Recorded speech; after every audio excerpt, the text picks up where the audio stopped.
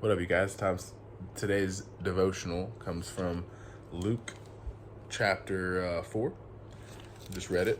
Haven't posted in a few days. Been out of commission with the holidays and everything going on. But I want to highlight a few things. So, first off is you notice that this is the story where Jesus gets, pushed out to the wilderness, or he goes out to the wilderness, and he fasts 40 days, 40 nights. And the language in the book, the language in the Bible says he fasted for 40 days, 40 nights, and he was hungry.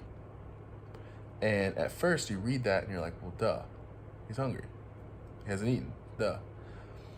But if you've ever fasted before, you get to a spot when you're fasting where you're not hungry because your body's eating itself and you don't have hunger pains. Well, when you get to the last bit of yourself, there's nothing left to give, and you're on your last leg, your body will send hunger signals again saying, hey, this is your last chance. If you don't get food, we're done. And that's what this is saying. And I learned that from an old mentor of mine who was went to seminary and was a pastor and did the whole thing. We were talking about it, and that's what he said. He was like, it's not meant to be the obvious he's hungry. It's meant to signal to us, the reader, that he was basically about to die. And that's when Satan came. Satan came at his weakness, his weakest point, and offered him everything he could want to get out of it. And I found that super interesting. And likely you've heard this story before. But then he says no to all three of the temptations. Satan flees, and it says Satan fled for a time, right? And I think sometimes we miss that, or what's been preached to me over the years, that's been missed, where if you say no, Satan will flee. He's gone. But they don't ever say he's going to be gone for a time. It's almost like they don't want to say that, So it is encouraging to know that we flee, we resist the devil, and he will depart from us, but he will come back. That's the part that's a little bit like, all right, we got to be on our guard, because he will come back, and he's going to come back with a vengeance. He wants us to fall, and he's going to come back at our weakest moment. Whatever's going on in your life, when you're tempted to, you're really tired, you're really hungry, whatever hungry is for you, you're really stressed, you're overwhelmed, you're feeling impatient, all those things. That's when Satan creeps in with those thoughts. He's like, hey, just go have an extra drink. Just go eat all the extra food. Just lash out anger at this person, because who cares? All the things. And that's when you have to say no. And you say no, you get stronger, which means that Satan will come at an even weaker point. And so it's all exponential.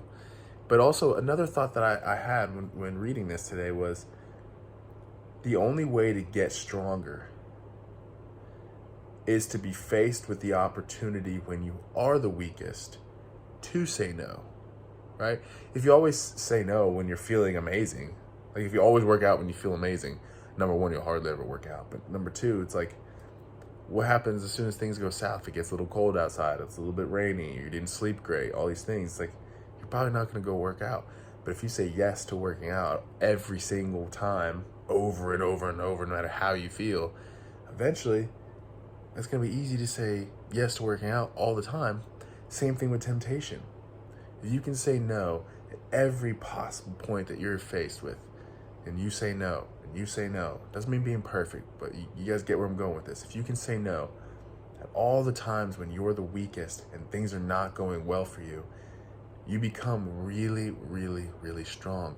But you only become strong when you're faced with that opportunity, which means when you're in the moment, you got to remember that. Hey, this is my opportunity to get stronger. I'm going to say no. It's hard. It's hard. I'm not preaching at you guys. You guys know that. I'm not preaching at you. I'm preaching with you. This is me preaching to myself too. It's very hard. But that's the truth. So, anyways, that's today's devotional. Hope you guys got something out of that. I'm about to go work out. Again, if anybody ever wants any coaching, I work with clients. Just brought on a nutritionist. Really excited about that. I'm bringing on a movement specialist pretty soon who's going to help people get out of pain Really excited about that. So if you are someone out there who wants to get in great shape and all things, you can book a call down below. But either way, this isn't really a plug for that. I just say it in my videos because that's marketing and that's business. But love you guys. Go have a great day. Go get better. I have a phone call coming up in 10 minutes, so I'm gonna get ready for that. See y'all.